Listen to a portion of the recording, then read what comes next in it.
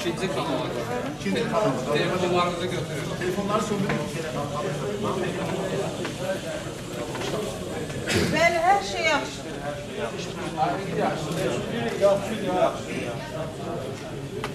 بسم الله الرحمن الرحیم واجعلنا من خیر انصاره و اعوانه و المستشهدین بین یدیه.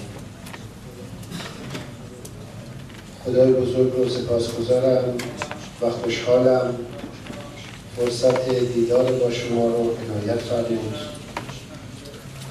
عید سعید قربان رو به شما ملت عزیز آذربایجان روابطی است که نه تنها به نفع دو کشور بلکه به نفع همه منطقه و در فضای کاملا برادرانه و برادر عزیزم جناب آقای الهام علیف رئیس جمهور محترم آذربایجان داشتیم. خطاب پیوندند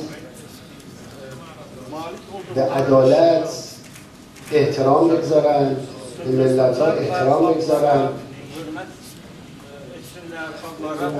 و الا همشون مورد اعتماد بین‌المللی موضوع رو بررسی بکنه، یک بار برای همیشه مسئله حل بشود.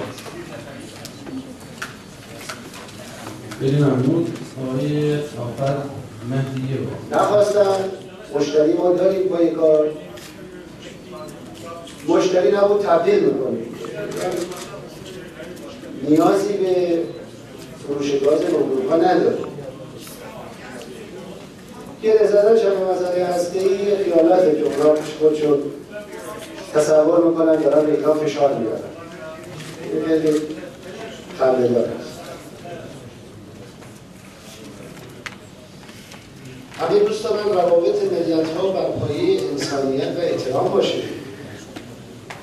این خواست فطری است. همه دوست دارن جهان با همه زیبایی‌هاش در اختیار انسان باشه.